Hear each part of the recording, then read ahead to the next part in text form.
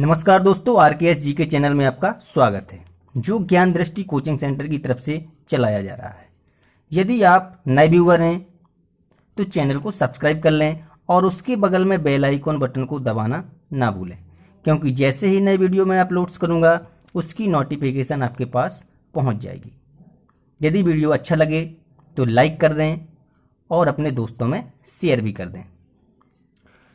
और यदि आप कोई सुझाव देना चाहते हैं तो कमेंट बॉक्स में आप सुझाव भी दे सकते हैं। और यदि व्हाट्सएप नंबर से आप जुड़ना चाहते हैं तो स्क्रीन पर आपको व्हाट्सएप नंबर दिख रहा होगा, आप व्हाट्सएप नंबर से भी जुड़ सकते हैं। तो आज पढ़ेंगे गणित का मूल्यांकन। तो स्टार्ट करते हैं आज की सीरीज। पहला क्वेश्चन है, कक्षा 4 के लिए समय के मूल्यांकन का या के प्राचल होगा या होंगे, यानी समय के मूल्यांकन का प्राचल क्या होगा। पहला, केवल सादृश्य घड़ी पर समय पढ़ना। देखो ध्यान दें, पहली बात तो केवल वाले एक लिमिटेड क्वेश्चन एक प्रकार से लिमिट फिक्स कर देते हैं कि केवल, तो ऐसे ऑप्शन हमेशा गलत होते हैं। नेगेटिव या केवल ये सिर्फ गलत में जाते हैं, यानी केवल जो होता है वो ऑप्शन 90% गलत ही होगा। तो केवल वाले ऑप्शन तो होंगे ही नहीं। तो 3 में तो देखो अपन को केवल मिल गया। दूसरे में देखो बिल्कुल आप देख के ही पता कर लेंगे कि हाँ दूसरा बिल्कुल सही होगा, क्योंकि इसमें सारी चीजें बता दी इसने। अंकीय घड़ी और सदृश घड़ी पर समय पढ़ना, आधा घंटा अधिक, चौथाई घंटा अधिक, चौथाई घंटा कम, AM PM की संकल्पना, मिनट और सेकंड में संबंध। तो इससे अच्छा ऑप्शन और क्या हो सकता है। तो इसका सही आंसर क्या होगा, दूसरे नंबर का। नेक्स्ट क्वेश्चन देखें, कक्षा सेकंड में सम संख्या और विषम संख्या की संकल्पना का परिचय मूर्त यानी प्रत्यक्ष वस्तुओं का दी गई संख्या के साथ योगलन के क्रियाकलाप द्वारा दिया गया। इसके पश्चात शिक्षिका ने छात्रों से यह जांच करने के लिए कहा है कि वे यह देखें। नंबर 1, रंगों के डिब्बों में क्रेयॉनों की कुल संख्या सम है अथवा विषम है, यानी क्रेयॉनों कोई पेज भी ले सकते हैं या कोई कागज भी होगा। दूसरा, उनकी गणित की कॉपी में कागजों पेजों की संख्या सम है अथवा विषम, क्रेयॉनों यानी पेजों की सम अथवा विषम संख्या ज्ञात करने का यह कार्य है। तो जी किस पर ध्यान दे रहा है, जांच किसकी कर रहे हैं। तो यहां पर देखिए नंबर 1 में लिखा है अधिगम के लिए मूल्यांकन है। तो मूल्यांकन हमेशा ध्यान दें अधिगम के लिए ही किया जाता है, यानी अधिगम यानी सीखने के लिए क्या किया जाता है, मूल्यांकन, यानी आपने कितना सीखा है वो मूल्यांकन करना इसका उद्देश्य है। दूसरा है अधिगम के रूप में मूल्यांकन, तो बिल्कुल नहीं। अधिगम के अंत में मूल्यांकन, तो अधिगम का मूल्यांकन। तो इसका सही आंसर बिल्कुल परफेक्ट क्या होगा, अधिगम के लिए ही मूल्यांकन किया जाता है। तो अधिगम के लिए मूल्यांकन है। यदि दोस्तों आपने अभी भी चैनल को सब्सक्राइब नहीं किया है तो आप सब्सक्राइब कर लें और इसी प्रकार की लेटेस्ट वीडियो आपको प्रोवाइड कराते रहेंगे। अगला क्वेश्चन है, यदि एक शिक्षार्थी की बुद्धि लब्धि 100 हो तो इसका आशय है कि। तो बुद्धि लब्धि का सूत्र क्या होता है, मानसिक आयु बटे वास्तविक आयु और गुणा में होता है 100। तो नंबर 1 में है शिक्षार्थी प्रतिभाशाली बुद्धि का है, शिक्षार्थी की बुद्धि का स्तर उच्चतम है, शिक्षार्थी की मानसिक आयु और वास्तविक आयु, मानसिक आयु वास्तविक आयु से अधिक है, ये शिक्षार्थी की मानसिक आयु और वास्तविक आयु बराबर है। तो यदि आपको बुद्धि लब्धि का सूत्र पता है तो आप इसमें से ऑप्शन सही कर सकते हैं, क्योंकि बुद्धि लब्धि का सूत्र क्या होता है, मानसिक आयु बटे वास्तविक आयु गुणे 100। तो अगर मानसिक आयु वास्तविक आयु बराबर होगी तो कट जाएंगे और 100 बस बच जाएगा, यानी बुद्धि लब्धि कितनी आ जाएगी, 100। यानी शिक्षार्थी की मानसिक आयु और वास्तविक आयु बराबर है, जी इसका सही ऑप्शन होगा चौथे नंबर का। यदि दोस्तों वीडियो अच्छा लग रहा है तो लाइक कर दें और अपने दोस्तों में शेयर भी कर दें। तो अगला क्वेश्चन है, भिन्न की इकाई से शिक्षक ने छात्रों से किन्हीं 5 भिन्नों की सूची बनाने के लिए कहा। यह प्रश्न संकेत करता है। तो क्या संकेत करता है? पहली बात तो ध्यान दें कि जो भिन्न है, भिन्न हमेशा निम्न स्तर में रहता है। भिन्न जो हमारा क्या है, निम्न स्तर है। तो कभी भी क्वेश्चन आए भिन्न से रिलेटेड तो हमेशा स्तर हमारा कैसा रहेगा, निम्न के लिए। तो उच्च स्तर तो हमेशा गलत हो जाएगा। तो यहाँ पे जो निम्न वाली बात की गई है वो चौथे ऑप्शन में है, सोचने के निम्न स्तर को बताता है भिन्न। तो इसका चौथे नंबर का सही होगा सोचने के निम्न स्तर को, बाकी ऑप्शन गलत होंगे। अगला देखें, राशिद कक्षा 5 में पढ़ता है। वह विभिन्न प्रकार के त्रिभुजों को भिन्न श्रेणियों में वर्गीकृत करता है, लेकिन त्रिभुज में 3 कोणों का योग 180 होता है। इसके अमूर्त प्रमाण को समझने में उसे कठिनाई होती है। पियाजे के संज्ञानात्मक सिद्धांत के अनुसार राशिद चरण पर है, यानी वो त्रिभुज में तीनों कोणों का योग 180 होता है। इसको समझने में कठिनाई महसूस करता है, जी बता नहीं पा रहा है। तो कौन सी अवस्था में है? तो अमूर्त प्रमाण को समझने में कठिनाई महसूस करता है। जो दिख रहा है वो तो सही है, लेकिन अमूर्त प्रमाण नहीं बता पा रहा है। तो अमूर्त नहीं बता पा रहा है, यानी वो मूर्त तो है। मूर्त प्रमाण तो बताएगा, जो दिखता है वो तो बता रहा है। तो इसमें जीन पियाजे की जो 4 अवस्थाएं होती हैं, जो पहली होती है वो होती है संवेदी गतिक अवस्था, जी होती है 0 से 2 वर्ष तक। इसमें क्या होता है कि बालक की जो समस्त क्रियाएं हैं वो संवेदी अंगों तथा ज्ञानेंद्रियों द्वारा संचालित होती हैं। किसमें? संवेदी गतिक अवस्था में। दूसरी अवस्था होती है पूर्व संक्रियात्मक अवस्था, जी होती है 2 से 7 वर्ष तक। इसमें बच्चा जो है संकेतों तथा चिन्हों के द्वारा बातों को समझने लगता है। किसके द्वारा? संकेत तथा चिन्हों के द्वारा। और फिर तीसरी अवस्था जो होती है वो होती है मूर्त संक्रियात्मक अवस्था, जी चलती है 7 से 11 वर्ष तक। इसमें क्या होता है? मूर्त यानी जो प्रत्यक्ष वस्तुओं एवं घटनाओं के बारे में जिस सोचने लगता है और उसकी पहचान करने लगता है। मूर्त का मतलब होता है जो प्रत्यक्ष रूप से दिखती हैं। तो प्रत्यक्ष रूप से वस्तुओं तथा घटनाओं के बारे में सोचता है और उनका वर्णन भी करने लगता है, पहचान भी करने लगता है। और लास्ट जो होती है वो होती है औपचारिक संक्रियात्मक अवस्था। इसी को कहते हैं अमूर्त संक्रियात्मक अवस्था। इसमें क्या होता है कि जो अप्रत्यक्ष वस्तुएं और घटनाएं होती हैं, यानी जिन्हें हम देख नहीं सकते हैं, उनके बारे में तर्क एवं चिंतन करने लगता है। तो इसमें क्या है कि वो अमूर्त प्रमाण तो कर नहीं पा रहा है, कठिनाई हो रही है, यानी वो किसमें है? मूर्त संक्रियात्मक अवस्था में है, जो अपनी कितने से होती है? 7 से 11 वर्ष तक। तो इसका सही आंसर क्या होगा? दूसरे नंबर का। नेक्स्ट क्वेश्चन देखें, नीचे दिए गए चित्र में कुल कितने आयत हैं? उपरोक्त प्रश्न जांच कर रहा है। पहला शिक्षार्थी के ज्ञान की, दूसरा शिक्षार्थी के समझ या कहें बोधगम्यता की, तीसरा शिक्षार्थी की सृजनता की, चौथा है शिक्षार्थी के याद करने की शक्ति की। तो इसमें ध्यान दें पहली बात तो कि यदि कोई इस प्रकार से ग्राफ बना है या चित्र बना है, उसमें पूछ रहा है कि कितनी चीजें क्या हैं, कितने आयत हैं, कितने वर्ग हैं। तो इस प्रकार से यदि बच्चे से पूछा जा रहा है तो वो उसकी समझ पर डिपेंड करता है, यानी वो समझ रहा है इन चीजों को क्या बना है जी, यानी बोधगम्यता उसमें हो रही है। और यदि बात वो कहे कि चित्र को बना रहा है, त्रिभुज को बना रहा है, चतुर्भुज को बना रहा है, वो खुद बना रहा है, यानी रचना कर रहा है, और रचना करना कहलाती है सृजनता।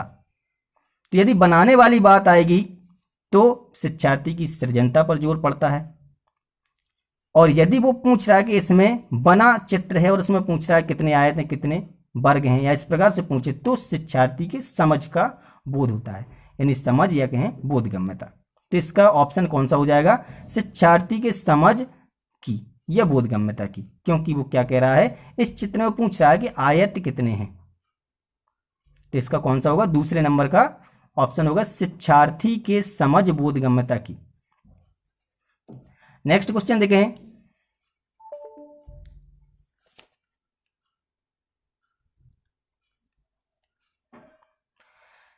नीचे दिया गया कौन सा क्रियाकलाप कक्षा थर्ड के छात्रों की समस्याओं को हल करने की कुशलता में वृद्धि के लिए है? पहला है कोई वर्ग पहेली जिसमें सीखे गए सभी मुख्य पदों जैसे सम संख्या, विषम संख्या, भाज्य संख्या, अभाज्य संख्या आदि के संकेत दिए गए हों। सिर्फ कह रहा संकेत दिए गए हों, कह रहा छात्रों की समस्या को हल करना है तो यहां पर संकेत बस से काम नहीं चलेगा। दूसरा देखें, कोई सामूहिक परियोजना, बिल्कुल सामूहिक परियोजना से काम चलेगा क्योंकि यह थर्ड क्लास का बच्चा है। तो पहली बात तो इस ऑप्शन में देखो खेल कला सांस्कृतिक शैक्षणिक क्रियाकलाप के प्रतिभाशाली छात्र हों, सब प्रकार के छात्र हों, सामूहिक परियोजना बनाएं। यानी कोई सामूहिक परियोजना प्राथमिक कक्षाओं के छात्रों को समान रूप से 4 सदनों यानी स्कूलों की सदन प्रणाली में किस प्रकार विभाजित किया जाए ताकि हर सदन में खेल कला सांस्कृतिक और शैक्षिक क्रियाकलाप के प्रतिभाशाली छात्र हों। तीसरे में क्या कह रहा है, कक्षा में संख्या और प्राचलन विषय पर अंतरा वर्ग पहेली प्रतियोगिता आयोजित करना। सिर्फ संख्या और प्राचलन किसकी बात कर रहा है। और चौथे में कह रहा है कोई कार्यपत्रक जिसमें 4 मूल प्राचलनों पर समस्याएं जैसे ज्ञात कीजिए, ऐसे ऐसे ज्ञात करने के लिए कहेगा। तो इससे छात्रों की समस्याएं बहुत अच्छी तरीके, कुशलता उनमें वृद्धि नहीं होगी। बहुत अच्छी तरीके से यदि समस्याओं को सॉल्व करना है तो हमें लिमिटेड नहीं रहना पड़ेगा। सामूहिक तौर पर यदि करेंगे, सामूहिक परियोजना बनाएंगे तब इसमें ज़्यादा फायदा होगा या कहें कुशलता में वृद्धि होगी। यानी इसका ऑप्शन दूसरे नंबर का बिल्कुल सही होगा। नेक्स्ट क्वेश्चन देखें, वैन हील के ज्यामितीय स्तर के अनुसार जो विद्यार्थी आकृतियों को दिखावट के अनुसार वर्णित और वर्गीकृत कर सकते हैं वे हैं। तो इसके फर्स्ट पार्ट में वैन हील के ज्यामितीय स्तर जो 5 थे उसके बारे में अच्छे से बताया है। और एक बात और ध्यान दें, इनके जो स्तर हैं, लेवल हैं, उनको भी याद कर लें क्योंकि लेवल हमेशा कहाँ से इसमें चलता है, 0 से चलता है। तो पहला है देखो स्तर 0 मानसिक चित्रण, इसी मानसिक चित्रण को ही चाक्षुषीकरण कहते हैं। इसके बाद आता है स्तर फर्स्ट, इसमें हो रहता है विश्लेषण। तीसरा है स्तर, तीसरे में स्तर 2 है, इसमें अनौपचारिक निगमन आता है। और स्तर 3 में आता है औपचारिक निगमन। और एक और होता है स्तर जो 4 है, इसमें आती है दृढ़ता। इसमें 4 ऑप्शन है। इसमें जी बताना है कि विद्यार्थी आकृतियों को दिखावट के अनुसार वर्णित करता है, सिर्फ देख के बता पाता है कि जी क्या है। तो दिखावट के अनुसार चित्रों को देखने से बस संबंध किसका है, स्तर 0 यानी मानसिक चित्रण, इसी को कहते हैं चाक्षुषीकरण भी। तो ध्यान दें इसका सही आंसर कौन सा होगा, पहले नंबर का। नेक्स्ट क्वेश्चन, किस प्रकार के मूल्यांकन का मुख्य अभिप्राय विद्यार्थियों को फीडबैक देना है? तो इसमें पहला है रचनात्मक मूल्यांकन, निदानात्मक मूल्यांकन, सारांशात्मक मूल्यांकन या भविष्यात्मक मूल्यांकन। तो फीडबैक यदि देना है तो इसमें रचनात्मक मूल्यांकन रहेगा क्योंकि उसमें सृजनात्मकता आ जाती है। क्योंकि जैसे ही हम परीक्षा लें और उसके बाद हम तुरंत उसकी फीडबैक बनाएं तो बच्चों में रचनात्मकता का मूल्यांकन होता है। नंबर 1 सही है बिल्कुल, रचनात्मक मूल्यांकन।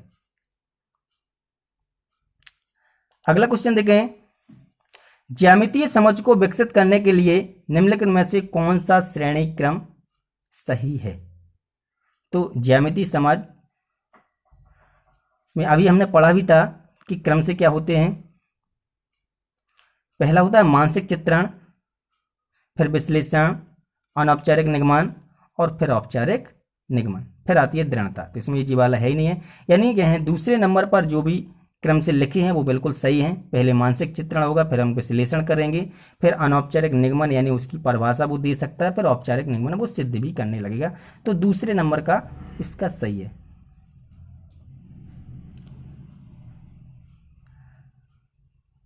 अगला क्वेश्चन देखें, यदि दोस्तों अभी भी सब्सक्राइब नहीं किया चैनल को तो सब्सक्राइब कर लें, क्योंकि आपको इसी प्रकार की लेटेस्ट वीडियो प्रोवाइड कराते रहेंगे।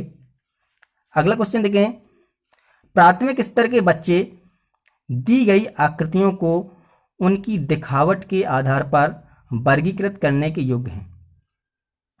वेन हाइल के अनुसार वे ज्यामिति के डॉट डॉट पर हैं। क्वेश्चन बिल्कुल रिपीटेड कहें उसी प्रकार का है। दिखावट वाली बात आई है तो हमारा मानसिक चित्रण स्तर ही होगा, इसी को कहते हैं चाक्षुषीकरण भी। तो इसका पहला ऑप्शन सही हो जाएगा। नेक्स्ट है, यदि वीडियो अभी भी लाइक नहीं किया है तो दोस्तों लाइक कर दें। अगला क्वेश्चन है, मूल्यांकन का निकटतम संबंध होता है विषय वस्तु से, मूल्यांकन प्रविधियों से, उद्देश्यों से या सीखने की क्रियाओं से। तो मूल्यांकन का निकटतम संबंध जो होता है वो उद्देश्यों से होता है, क्योंकि मूल्यांकन का उद्देश्य होना बहुत जरूरी है कि बच्चे कितना सीख रहे हैं, तो जी उद्देश्यों से इसका संबंध होता है। नेक्स्ट क्वेश्चन देखें, प्राथमिक अवस्था में गणित में रचनात्मक मूल्यांकन में अंतर्निहित है। रचनात्मक मूल्यांकन नंबर 1, अधिगम में असंगति को और शिक्षण में कमियों को पहचानना। दूसरा है सामान्य त्रुटियों को पहचानना।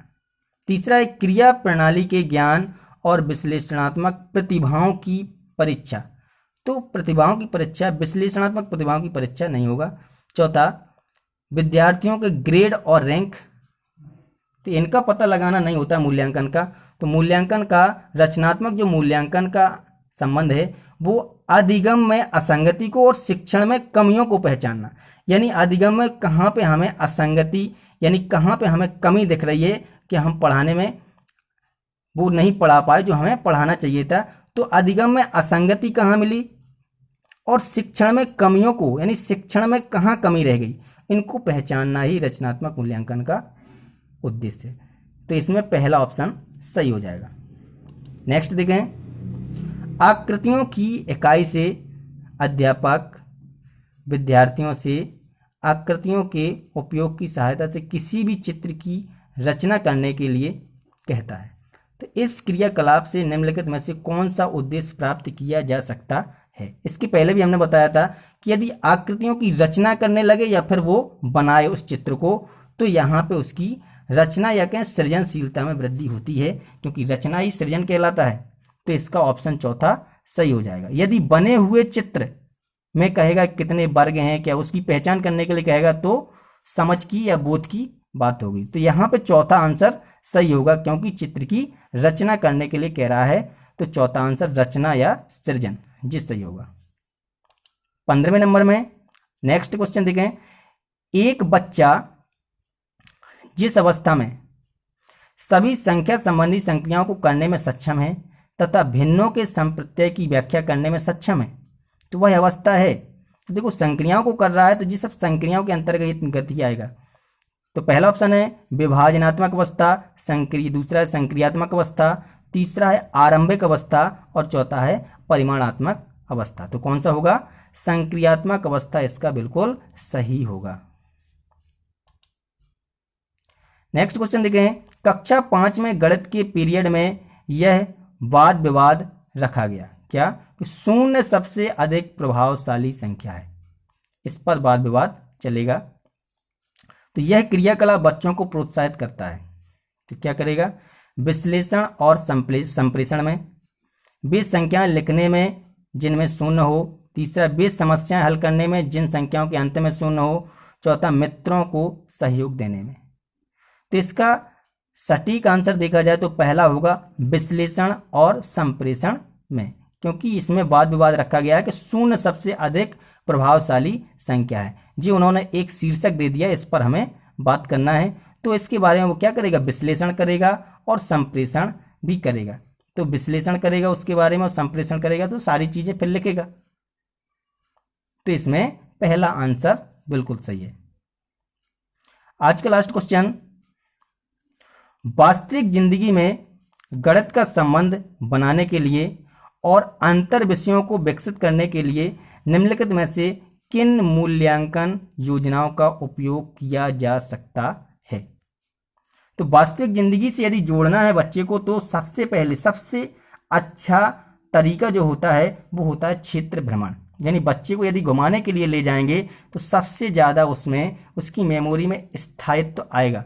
यानी स्थायी कोई भी चीज़ स्थायी रूप से रहेगी तो जब बस बच्चा उसको देख लेता है तो वो ज़्यादा दिन तक चलता है। तो इसमें सबसे पहले तो ध्यान दें कि क्षेत्रीय भ्रमण तो ऑप्शन में यदि है तो वो बिल्कुल सही होगा। तो इसमें जिसमें भी क्षेत्रीय भ्रमण दिख रहा है वो ऑप्शन तो होना ही है। तो इसमें पहले वाले में क्षेत्रीय भ्रमण नहीं है और बाकी 3 में क्षेत्रीय भ्रमण है, तो यानी पहला तो होगा नहीं। अब दूसरे में देखें, इसमें मौखिक परीक्षा आ गई है। तो मौखिक परीक्षा से वास्तविक जिंदगी में यदि हमें गणित का संबंध देखना है तो मौखिक से काम नहीं चलेगा, तो मौखिक वाला ऑप्शन भी गलत हो जाएगा। यानी कि दूसरा और चौथे में मौखिक है, ये भी गलत हो जाएगा। तीसरे नंबर का बिल्कुल सही होगा, पढ़ भी चुके हैं इससे रिलेटेड कि क्षेत्रीय भ्रमण सर्वश्रेष्ठ होता है, फिर सर्वेक्षण करेंगे और फिर उसकी क्या करेंगे, परियोजना बनाएंगे। तो मूल्यांकन योजना का उपयोग इस प्रकार से किया जाएगा, क्षेत्रीय भ्रमण, फिर सर्वेक्षण, फिर परियोजना। यानी कि तीसरे नंबर का बिल्कुल सही ऑप्शन है। तो इसका आंसर क्या होगा, तीसरा। यदि वीडियो अच्छी लगी है तो लाइक कर दें और अपने दोस्तों में शेयर कर दें। Thanks for watching.